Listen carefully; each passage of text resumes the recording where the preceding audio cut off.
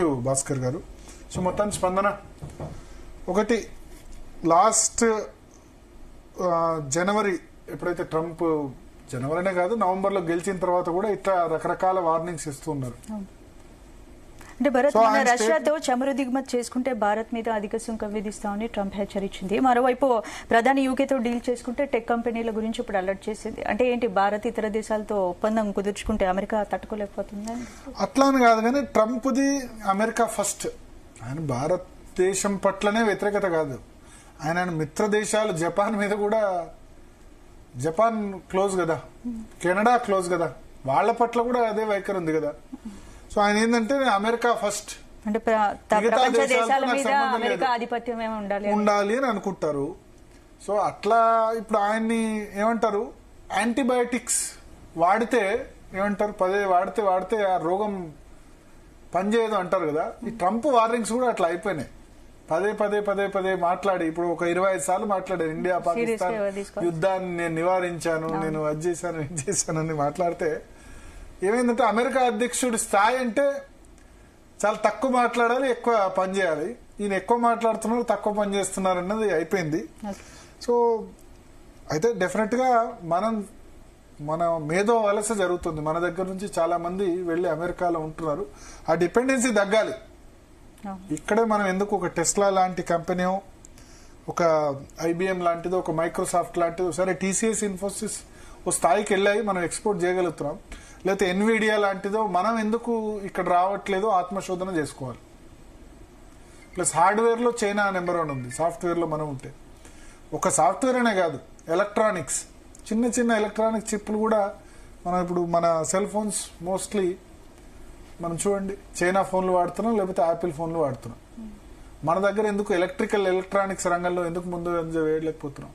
వీటి మీద కేంద్ర ప్రభుత్వం అయినా రాష్ట్ర ప్రభుత్వాలైనా దృష్టి పెట్టాలి. ప్రతి ఫోన్లో, ప్రతి ఒక్కరి చేతిలో చైనా ఫోన్లే ఉన్నాయి. ఇండియన్ మేడ్ సెల్ ఫోన్స్ ఎక్కడున్నాయి? చైనా కంపెనీస్ వాళ్ళు తీసుకొచ్చి ఇక్కడ మ్యానుఫ్యాక్చరింగ్ చేస్తున్నారు అంతే. బట్ మన సెల్ ఫోన్ కంపెనీస్ ఎందుకు రావట్లేదు? మన టీవీలు కూడా చూడండి, మన ఇండియన్ కంపెనీసా? ఎల్జీ, కొరియా, శాంసంగ్, ఇంత పెద్ద 140 కోట్ల పాపులేషన్ ఉన్న దేశంలో ఎందుకు ఎలక్ట్రానిక్స్ లో మనం వేరే చైనానో, కొరియానో, అమెరికానో, వేరే దేశాల మీద ఎందుకు డిపెండెన్స్ అవుతున్నాం? అంటే ఎడ్యుకేషన్ మీద, రీసెర్చ్ మీద ఎక్కువ ఫోకస్ చేయలేకపోతున్నాం. దాని మీద కనుక దృష్టి పెడితే కనుక అన్ని సొల్యూషన్స్ మన దగ్గర 140 కోట్లు ముందు మన అవసరాలు తెచ్చుకుంటే చాలు. మన దగ్గర ఎలక్ట్రానిక్స్ లేదా సెల్ ఫోన్స్ మన దగ్గరే ప్రొడ్యూస్ చేసే కంపెనీస్, ఏదో చైనా కంపెనీ అవి కాకుండా ఇక్కడ రీసెర్చ్ లోపించింది. ప్రాబ్లం ప్రతి ఒక్కళ్ళు కూడా సాఫ్ట్వేర్ ఇంజనీర్ అయిపోతున్నారు. ఇప్పుడు అదే సమస్య. మెకానికల్ ఇంజనీర్స్ లేరు, సివిల్ ఇంజనీరింగ్ లేదు, లేకపోతే electronical ECE ever green electronics అంటారు. కానీ ఈసీ ఇంజనీరింగ్ చేసినా సరే మళ్ళా వాళ్ళు సాఫ్ట్వేర్ లో వచ్చి ఉద్యోగాలు చేస్తున్నారు, చిన్న కోర్సు చేసి. ఎందుకంటే సాఫ్ట్వేర్ లో ఎక్కువ జీతాలు ఉన్నాయి.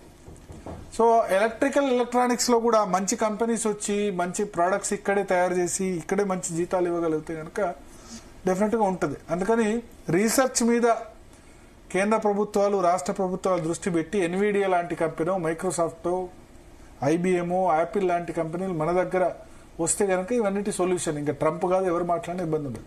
ఇప్పుడు మనం మ్యాన్ పవర్ తయారు చేస్తున్నాం, ఈ కంపెనీలన్నిటికీ మ్యాన్ పవర్ మనమే. కానీ ఈ కంపెనీలన్నీ కూడా దాని అధిపతులు అమెరికాలో ఉంటున్నారు. అది ప్రాబ్లం. మీకు అర్థమైంది కదా, సిలికాన్ వ్యాలీలో పనిచేసేది మొత్తం భారతీయులే, బట్ ఆ కంపెనీ ఫౌండర్స్ మాత్రం అక్కడ ఉంటారు. Facebook, mark Zuckerberg. మీకు ఏ కంపెనీ అయినా,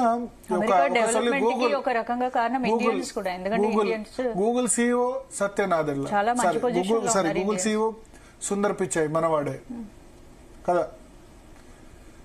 సో ఇట్లా సత్య నాదెల్లా మనవాడే, అందరు మనవాళ్ళే ఉంటారు, పనిచేసే వాళ్ళు మనవాళ్ళు ఉంటారు. కానీ మేనేజ్మెంట్స్ కానీ ఆ స్టార్ట్అప్ కానీ అక్కడ తయారవుతుంది. అదేదో మేధో వలస జరగకుండా ఇక్కడే చేస్తే కనుక దీనికి సొల్యూషన్ దొరుకుతుంది.